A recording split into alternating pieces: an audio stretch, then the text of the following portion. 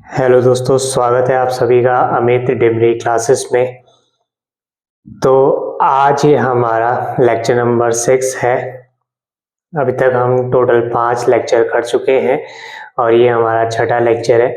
ठीक है, पिछली वीडियो में हमने और उससे पहले वाली वीडियो में हमने प्रस्तावना से संबंधित मुद्दों पर बात की थी कि प्रस्तावना क्या है, उससे संबंधित मुद्दे कौन कौन से हैं। ये सभी हमने बहुत ही विस्तार में चर्चा की है ना। और एग्जाम के पॉइंट ऑफ व्यू से क्या क्या चीजें पूछी जाएंगी वो हमने पिछले वीडियोस में डिस्कस किया।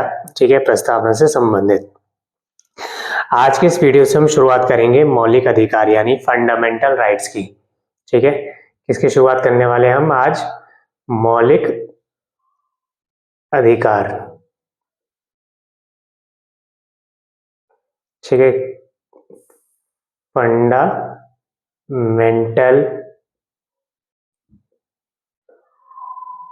राइट्स। ठीक है, बहुत ही इंटरेस्टिंग टॉपिक है, बहुत ही इम्पोर्टेंट टॉपिक है एग्जाम के पॉइंट ऑफ व्यू से। और साथ ही अगर हमें इसकी नॉलेज है तो हमें रियल लाइफ में भी अच्छा और हेल्पफुल है। ठीक है, तो शुरुआत करते हैं मौलिक अधिकारों के फंडामेंटल राइट्स की। और हमें जानना भी चाहिए कि हमारे फंडामेंटल राइट्स कौन कौन से हैं। तो एग्जाम के पॉइंट ऑफ व्यू से बहुत ही इंपॉर्टेंट टॉपिक है। शायद ही ऐसा कोई साल रहा हो जिसमें मौलिक अधिकार से संबंधित प्रश्न ना आया हो। ठीक है, किसी भी एग्जाम में, है ना। तो फंडामेंटल राइट्स की शुरुआत करेंगे तो कुछ फैक्ट्स की बात करते हैं सबसे पहले कि जो फंडामेंटल राइट्स है यानी कि जो मौलिक अधिकार है वो हमारे संविधान में कहाँ से लिए गए हैं या कहाँ से प्रेरणा ली गई है। ठीक है, तो वो लिया गया है यूएसए यानी कि यूनाइटेड स्टेट्स ऑफ अमेरिका के संविधान से मौलिक अधिकारों की प्रेरणा ली गई है और इसे भारतीय संविधान में भी शामिल किया गया। ठीक है, भारतीय संविधान में शामिल किया गया। ठीक है, अमेरिकी संविधान में ऐसा नहीं है कि तुरंत जो वो हम कहें कि संविधान बनकर लागू हुआ तुरंत ही उसमें मौलिक अधिकार नहीं दिए गए थे। ठीक है, उसमें लगभग 10 बिल ऑफ राइट्स के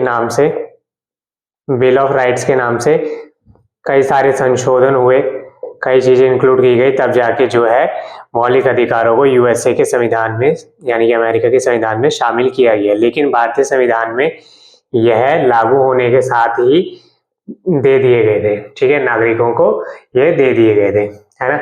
नागरिकों के साथ साथ कुछ ऐसे अधिकार भी हैं, मौलिक अधिकार, जो नागरिकों और विदेशियों दोनों को प्राप्त है, उनके बारे में हम चर्चा करेंगे।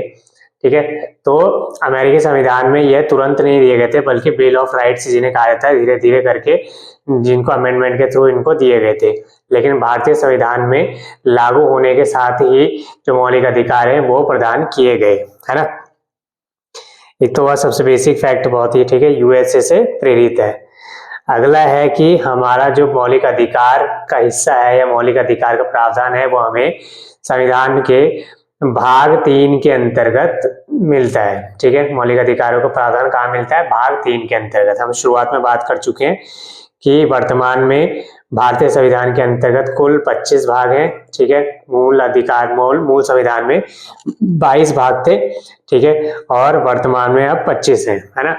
इसी में से एक भाग है भाग 3 जिसमें कि अनुच्छेद 12 से लेकर कहाँ पे, अनुच्छेद 12 से लेकर अनुच्छेद 35 ठीक है, article 12 to 35 the provisions of fundamental rights have been given. ठीक है, तो 12 से लेकर 35 तक में वर्णित है भाग 3 के अंतर्गत। ये बहुत ही फैक्चुअल सी बात हुई, बहुत ही बेसिक सी बात हुई।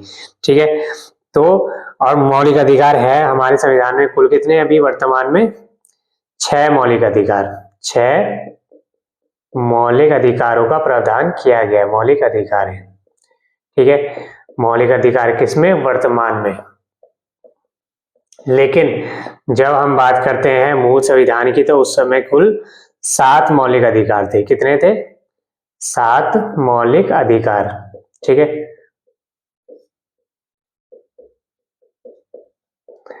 और जो 7वां मौलिक अधिकार था, जो 7th यानी कि जो अब 6 बचे तो एक जो मौलिक अधिकार था वो खत्म कब किया गया? जो हमारा संपत्ति का अधिकार था। ठीक है, संपत्ति का अधिकार, वो भी हमारा पहले मौलिक अधिकार हुआ करता था, फंडामेंटल राइट्स हुआ करता था।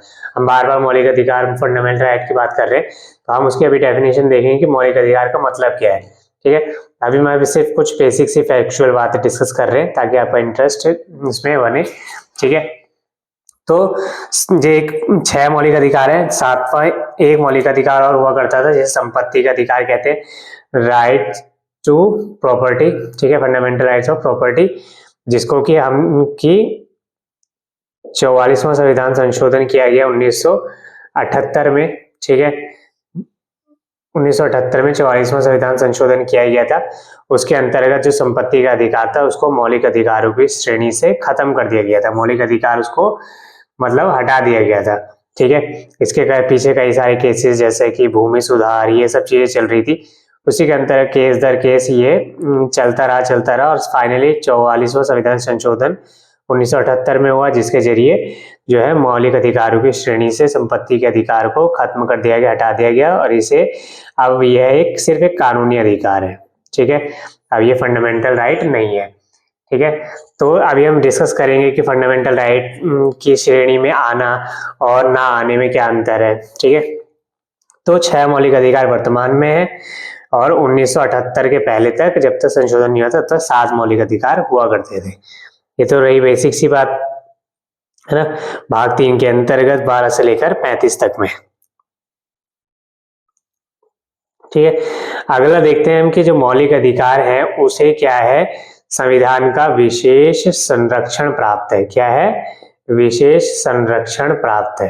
ठीक है, विशेष संरक्षण का क्या मतलब है कि अनुच्छेद 32 कहता है, ठीक है, ये अपने आप में एक फंडामेंटल राइट है। ठीक है, अनुच्छेद 32 भारतीय संविधान का अनुच्छेद 32 भाग 3 के अंतर्गत है। यह कहता है कि यदि किसी के मौलिक अधिकारों का हनन होता है, ठीक है, मौलिक अधिकारों का हनन होता है, हनन का मतलब कि उसको उसके मौलिक अधिकारों का उपभोग करने से वंचित किया जाता है, तो क्या है, वो सीधा अनुच्छेद 32 के तहत सुप्रीम कोर्ट जा सकता है। ठीक है, तो अनुच्छेद 32 के तहत उच्चतम न्यायालय जा सकता है, क्योंकि उच्चतम न्यायालय को ही यह जिम्मेदारी दी गई है संविधान के द्वारा कि इसकी पहली जिम्मेदारी क्या होगी, उच्चतम न्यायालय की मौलिक अधिकारों की सुरक्षा करना अनुच्छेद 32 के तहत।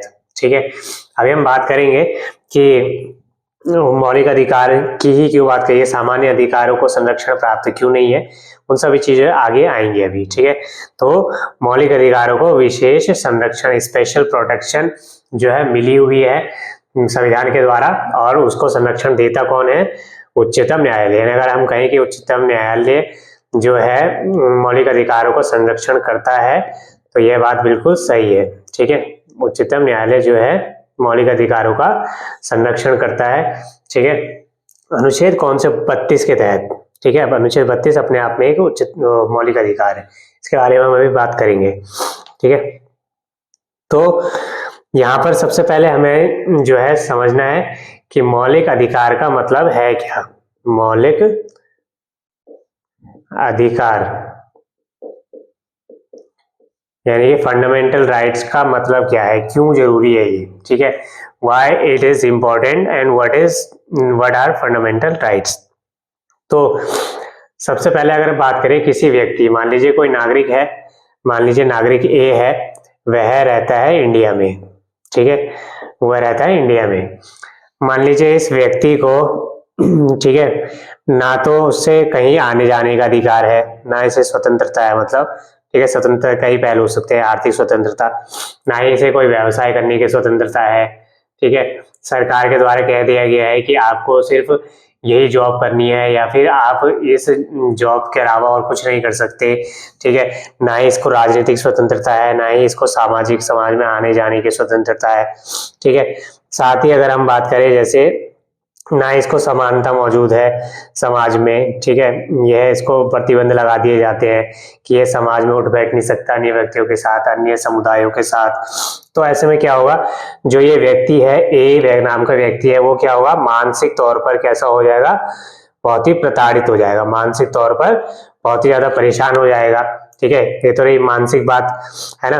और साथ ही भौतिक यानी कि मटेरियलिस्टिक चीजों में देखे, भौतिक चीज स्तर पर देखे, ठीक है, भौतिक स्तर पर देखे तो यह क्या, ना तो यह पैसा कमा पाए, ना ही यह धन कमा पाएगा, ये धन नहीं कमा पाएगा, ठीक है, अपने इच्छा अनुसार ये व्यवसाय नहीं कर पाएगा, या कुछ जिस चीज में ये योग्यता रखता है वो काम नहीं कर पाएगा, तो यह अपना धन भी नहीं कमा पाएगा, अपनी आर्थिक स्थिति को जो है अच्छा नहीं कर पाएगा, ठीक है, आर्थिक स्थिति बेहतर नहीं होगी तो इसके जो संसाधन है उनका उपभोग नहीं कर पाएगा और अपनी उन्नति नहीं कर पाएगा, अपना विकास नहीं कर पाएगा। विकास मतलब कि अपना जो डेवलपमेंट है, चाहे वो हम कहें कि वो आर्थिक हो, सामाजिक हो, राजनीतिक हो, किसी प्रकार का विकास नहीं कर पाएगा ये व्यक्ति, क्योंकि इसको जो है ना ही स्वतंत्रता है, ना ही समानता है, ठीक है, अपने धर्म को मानने की स्वतंत्रता भी नहीं है, ठीक है, तो इस पे इस प्रकार के अनेकों प्रतिबंध लगा दिए गए हैं।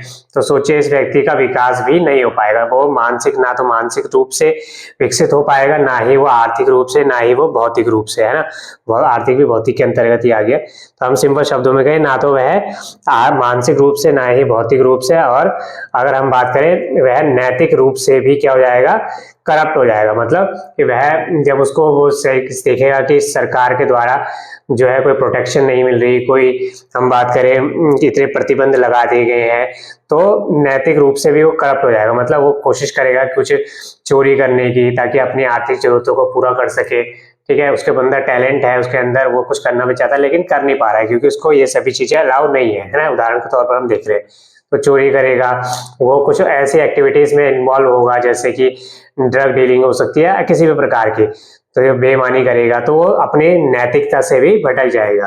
तो अगर हम देखें तो मौलिक अधिकार नहीं है तो ये सब चीजें क्या है, ना तो वो भौतिक रूप से विकसित हो पा रहा है, ठीक है, ना वो भौतिक रूप से मतलब ना वो अपनी जरूरतों को पूरा कर पा रहा है, रोटी कपड़ा मकान, और उसके ऊपर अगर हम बात करें और भी अन्य चीजें है ना जो आरामदायक जीवन के लिए जरूरी है, ना तो वह भौतिक जरूरतों को अपनी पूरी कर पा रहा है और ना ही वह नैतिक बन पा रहा है ना, क्योंकि उसके पास साधन संसाधन ही नहीं है। तो यानी कि मौलिक अधिकार ऐसे अधिकार हैं जिनकी आवश्यकता है जो कि व्यक्ति को भौतिक और नैतिक विकास के लिए जरूरी है, ठीक है। तो मौलिक अधिकार एक ऐसे अधिकार है जो कि किसी भी व्यक्ति के लिए के भौतिक और नैतिक विकास के लिए बहुत ही अत्यंत महत्वपूर्ण है, ठीक है, जिनके बिना व्यक्ति का विकास नहीं हो सकता, ठीक है।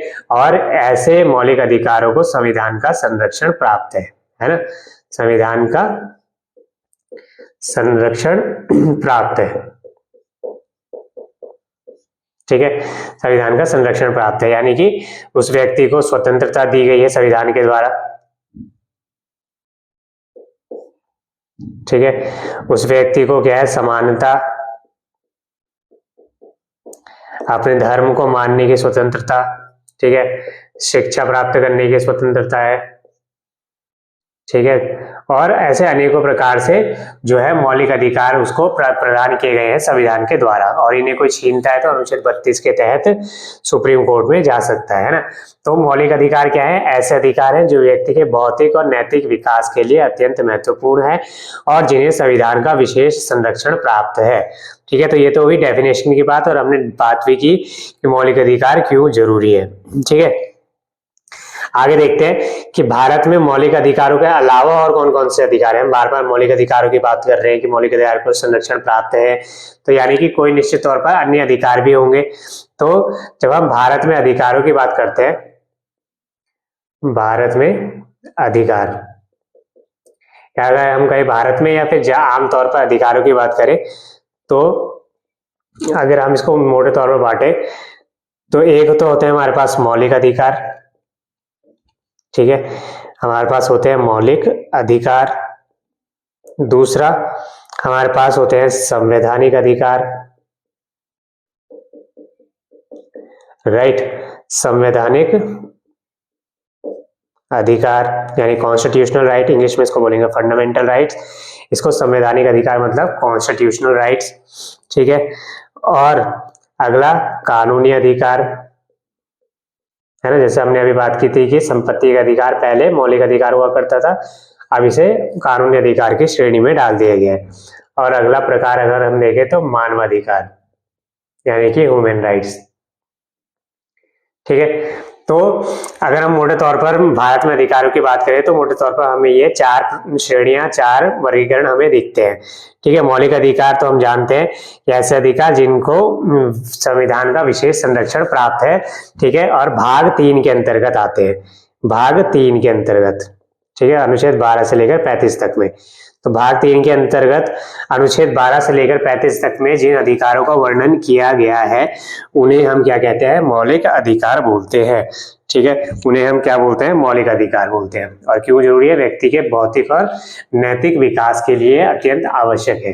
ठीक है, तो समझ में आ गया होगा मौलिक अधिकार क्या है। भाग 3 के अंतर्गत जिन अधिकारों को वर्गीकृत डाला गया है उनको हम मौलिक अधिकार बोलते हैं। ठीक है, अगला है संवैधानिक अधिकार। ठीक है, संवैधानिक अधिकार मतलब कि भाग 3 के बाहर के जो अधिकार है, भाग 3 के बाहर के, भाग 3 के अंतर्गत तो मौलिक अधिकार आ गए, लेकिन ऐसे कुछ और अधिकार हैं जो कि भाग 3 के बाहर है। ठीक है, हम संविधान में देखा 25 भाग हैं टोटल। ऐसा नहीं है कि सिर्फ अधिकारों की बात सिर्फ भाग 3 के अंतर्गत की है।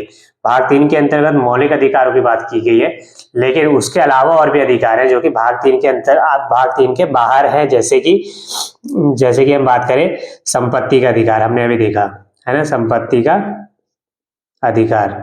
ठीक है, इसमें कई बार क्वेश्चन पूछ लेता है कि संपत्ति का अधिकार संवैधानिक अधिकार है या फिर कानूनी अधिकार है, उसके डिटेल हम बाद में करेंगे। संपत्ति का अधिकार जो है अनुच्छेद 300A के अंतर्गत एक संवैधानिक अधिकार है।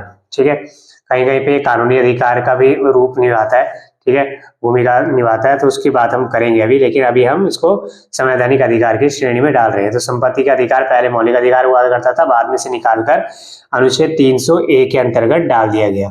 ठीक है, जैसे कि अगला अनुच्छेद 301 है, ये क्या कहता है कि अंतरराज्य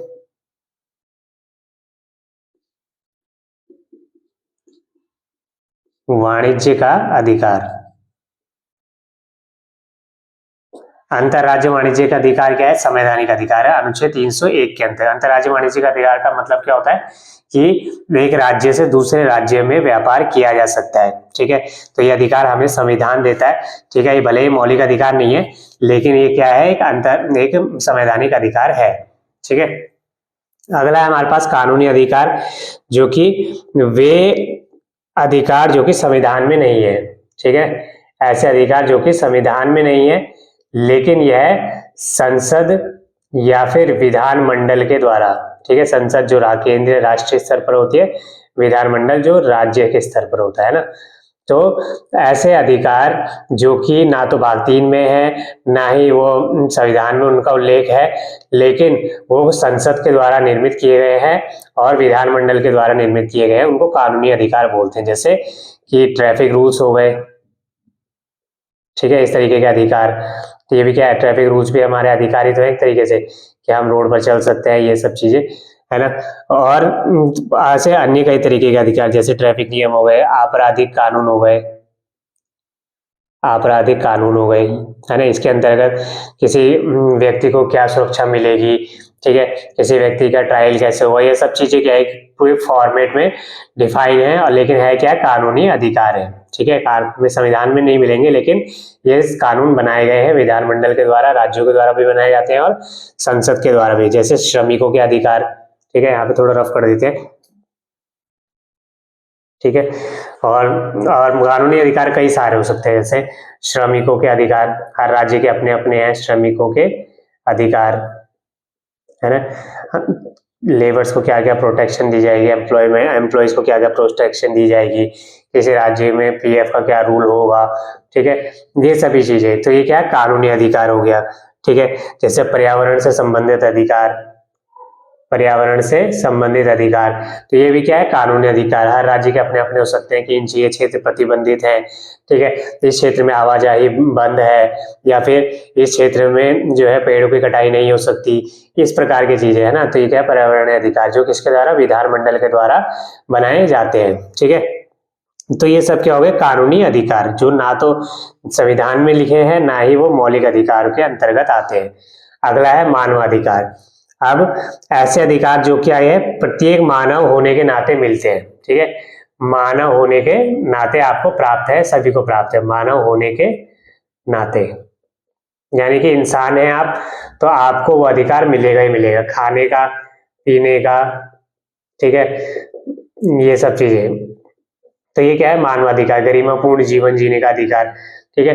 तब मानवाधिकार हम ये नहीं कह सकते कि इन सबसे अलग है, मानवाधिकार इसमें भी आ सकता है, इसमें भी आ सकता है, इसमें भी आ सकता है, तो हम कहते हैं मानवाधिकार एक बड़ी श्रेणी हो गई, ठीक है। वेन डायग्राम से समझे तो ये मानवाधिकार हो गया, इसके अंदर जो है कानूनी अधिकार हो सकता है, मौलिक अधिकार हो सकता है, लेकिन मानवाधिकार जो है, मौलिक अधिकार भी मानवाधिकार हो सकते हैं, संवैधानिक अधिकार भी, कानूनी अधिकार भी, ठीक है। तो मानव अधिकार वही हो गए जो कि मानव होने के नाते किसी व्यक्ति को प्राप्त होते हैं, ठीक है।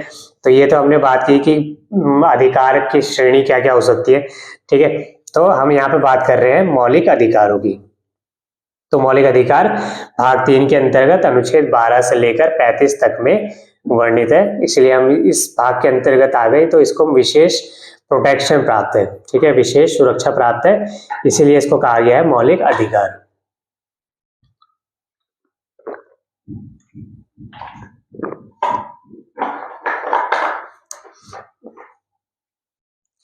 आगे देखते हैं।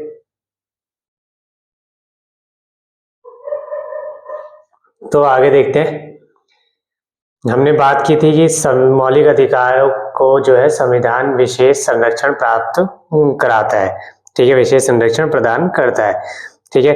तो मुख्यतः 3 रूपों में जो है संरक्षण प्राप्त करता है, ठीक है।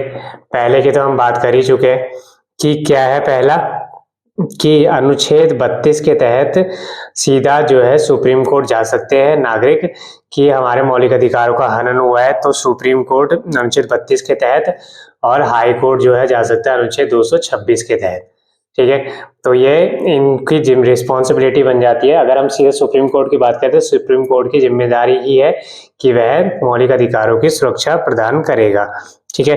तो इस तरीके से जो है पहला रूप है मौलिक अधिकारों को विशेष संरक्षण प्रदान करता है। दूसरी स्थिति कि मौलिक अधिकारों को निलंबन की स्थिति में, निलंबन का मतलब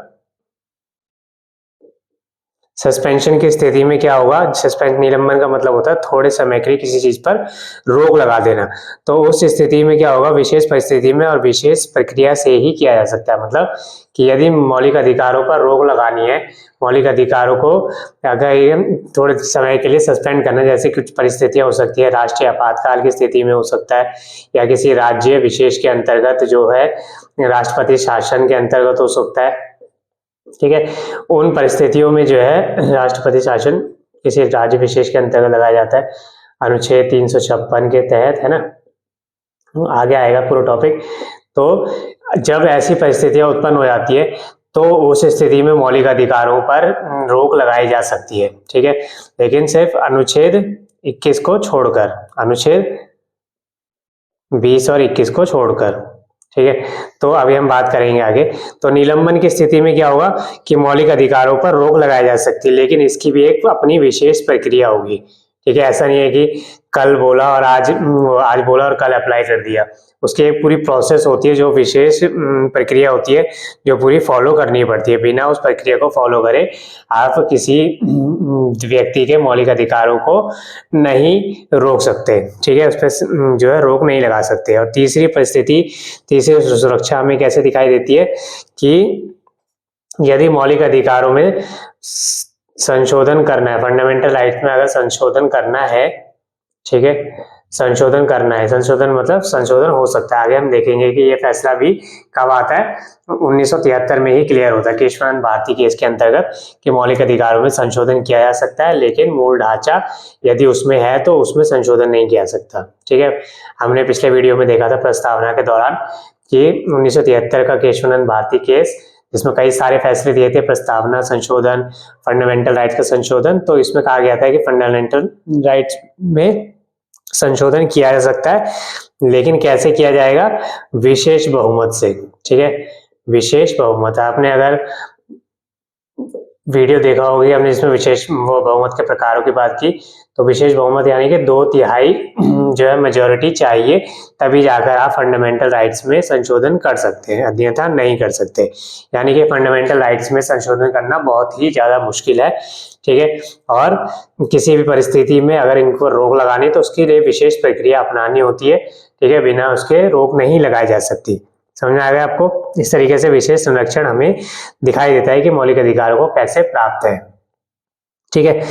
अगला अगर हम देखेंगे मौलिक अधिकारों की विशेषताएं,